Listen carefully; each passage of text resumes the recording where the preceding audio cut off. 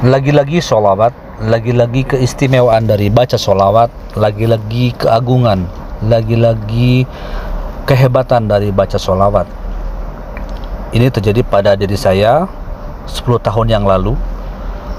Saya tuangkan di konten ini karena ini sangat bermanfaat dan menginspirasi bagi teman-teman atau kerabat atau penonton dimanapun Anda berada, bagi yang rumah tangga baru rumah tangga, bagi yang belum punya kendaraan, bagi yang baik itu kendaraan motor atau mobil dan sebagainya. Saya sampaikan ini nyata dalam kehidupan saya. Saya lupa tahun berapa, 10 tahun yang lalu kurang lebih, tahun 2012 atau 2013 tahun yang lalu, saya pergi ke kampung. Waktu itu rumah tangga saya baru 2 tahun. Saya pinjam mobil dari teman saudara saya. Jadi saya punya saudara saya itu punya teman menyewakan mobilnya. Waktu itu mobil Avanza seri S tahun 2009 kalau salah. Waktu itu masih Avanza itu aja masih bagus ya, masih grace gitu kan. Nah, singkat cerita, saya ambil 4 hari dengan total kalau nggak salah 300.000 per hari. Jadi kali 4 1.200.000. Saya bayar 1.200.000 dengan catatan lepas kunci dan tanggung jawab, jelas itu ya. Saya pergi ke kampung waktu itu. Saya mengendarai mobil dengan kondisi hati-hati dan sangat dijaga, baik itu kecepatan, baik itu kerapihan dalam mengemudi dan lain-lain.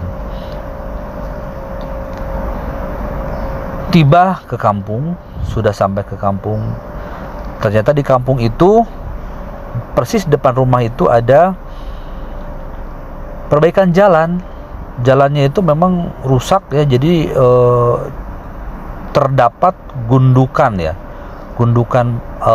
batu koral, batu untuk aspal gitu, sehingga kami tidak bisa jalan. Tapi kami tetap dikasih jalan, tapi ada berisiko. Jadi kalau kita pakai mobil kita pakai pendek gitu kan, jadi bawahnya itu kena batu. Bukan kena batu, jadi bukan nyangkut sih, pasti kena kerikil lah, kena batu gitu kan. Tapi bumper enggak, cuman bawahnya pasti akan trotol gitu kan. Ya sudah, daripada saya tidak masuk ke dalam halaman rumah, ya saya tidak mungkin juga mobil orang nanti saya taruh di depan, kan agak sulit juga kan, nanti malah hilang gitu kan. Saya tetap paksa pelan-pelan ya kan, terus saya coba minggirin batu itu, dan saya rasa itu tidak ada yang kena gitu kan, tidak ada yang kena. Singkat cerita, saya nggak tahu, jalan aja kan, terus kita namanya di kampung, kegiatan di kampung, silaturahmi dengan keluarga dan lain-lain gitu.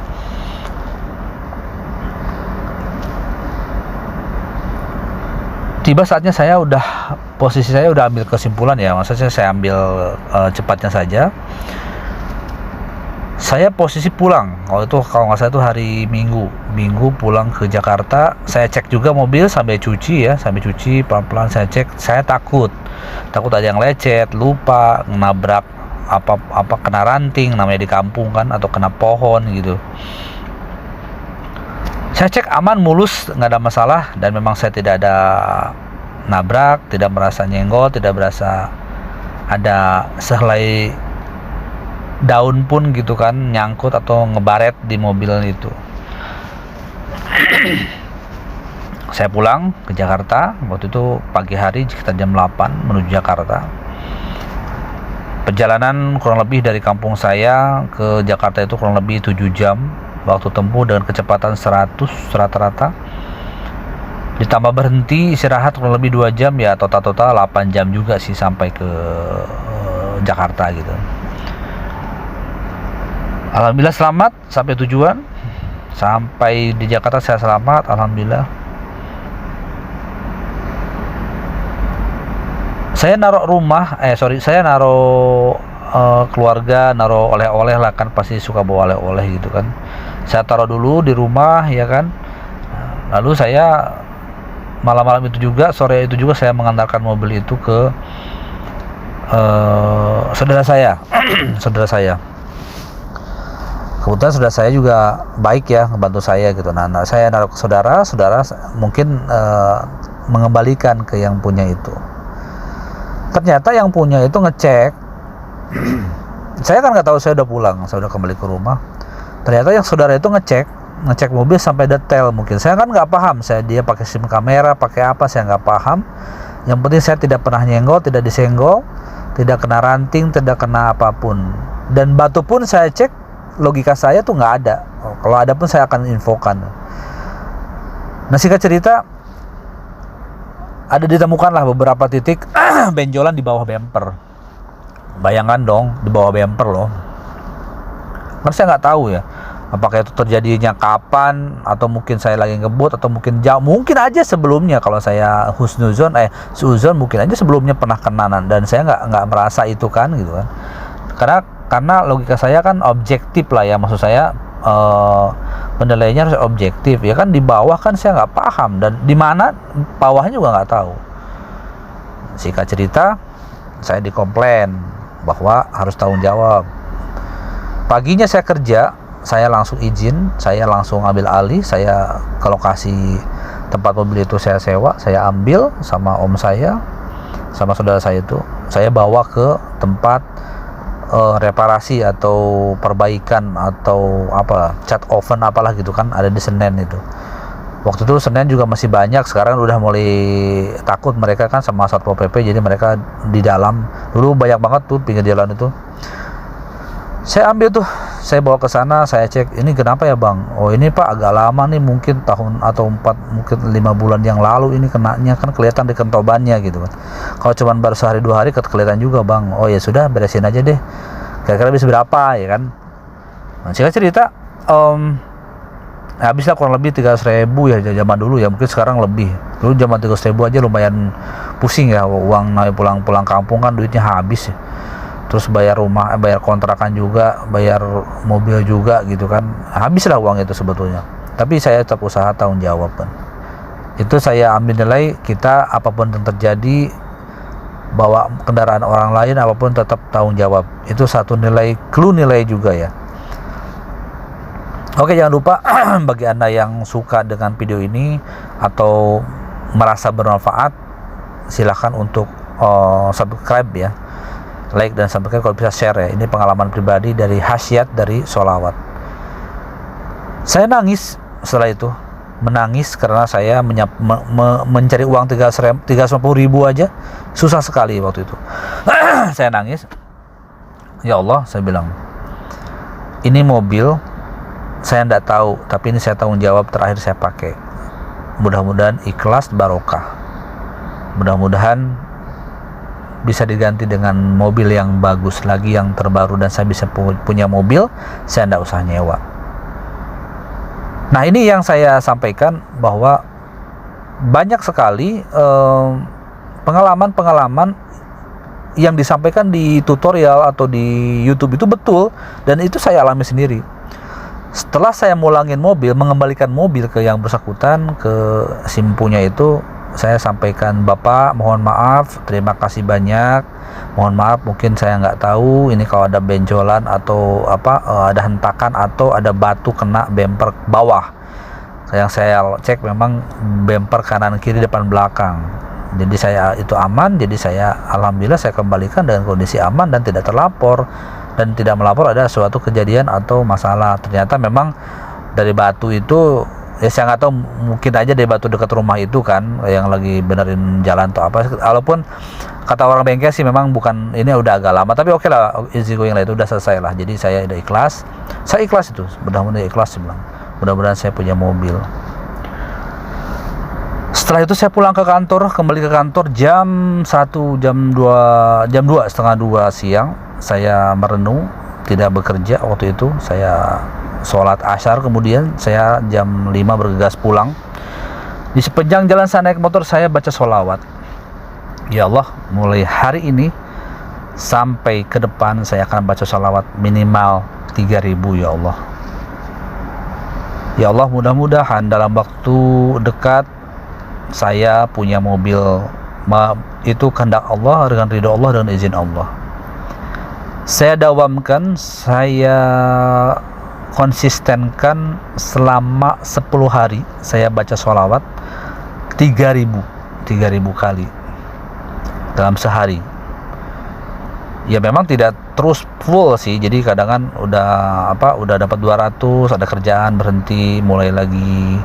Intinya nggak full 3.000 itu dalam kita duduk terus, enggak. Jadi saya pas lagi jalan lagi sambil nyetir motor, saya tekan lagi. Kan sekarang ada elektrik tasbih itu, saya gunakan itu. Harganya murah kok, cuma 15.000 atau berapa, paling mahal 25.000 itu yang ada lampunya itu. Dan di toko ATK tuh banyak jual tuh 10 ribuan. Boleh tuh teman-teman, jadi bisa menghitung. Tasbih bagus, cuman tasbih kan terbatas, ya cuma 100. Jadi saya dawamkan itu, saya konsistenkan selama kurang lebih itu sekitar 7 sampai 10 hari lah. Keajaiban dari sholawat luar biasa. Saya tidak neko-neko, saya tidak tahu, tiba-tiba saya dapat uang kurang lebih 40 juta waktu itu. Saya nggak tahu dari mana uang itu. Saya langsung cari mobil DP. Saya bilang, ya Allah, mudah-mudahan saya punya mobil, saya tidak usah pinjam lagi, saya tidak usah nyewa lagi, rental lagi, mudah-mudahan saya punya mobil sendiri. Dalam waktu 7 hari nggak nyampe itu, saya targetkan 10 hari ya. 7 hari berturut-turut saya tidak lepas, itu 6 harinya itu saya dapat uang 40 juta untuk DP. Kebetulan dulu pas muncul tahun 2011 itu New Avanza, all New Avanza, saya ambil, saya ke dealer, kalau nggak salah, betul itu, saya ngambil di dealer di Jalan Pemuda, Jalan Pramuka, bukan Pemuda, ke arah Pasar Pramuka itu sebelah kiri. Itu ada dealer Toyota besar di situ. Saya iseng ke sana sama istri saya, sama anak dan ponakan saya. Ini ponakan saya juga bawa hoki itu, namanya Dewi ya. Saya ke sana, saya ngobrol-ngobrol, saya nggak paham tentang mobil, sewa mobil dan lain-lain, saya nggak paham. Singkat cerita, saya ke sana, langsung diproses. Namanya Bang Ule atau Bang Ale itu, Bang Ale kalau salah itu. Marketingnya, mudah-mudahan dia masih bisa mendengar dan makasih Bang Ale, beliau ngebantu saya segala macam. Sedangkan saya hanya iseng aja, cuma saya bawa uang memang untuk itu DP. Dalam waktu 1 hari proses, besoknya langsung di ACC mobil dikirim ke rumah. Alhamdulillah. Waktu itu saya juga punya usaha ya, udah punya usaha, jadi saya berani untuk bayar per bulannya itu. Dengan DP 40 juta, saya 4 tahun, ya kan, harga mobil on the road waktu itu 163 juta kalau nggak salah, zaman dulu ya, 2011 itu. Akhirnya saya ambil mobil itu, saya buat kendaraan. Alhamdulillah, itulah dari keajaiban dari sholawat. Luar biasa, itu luar biasa.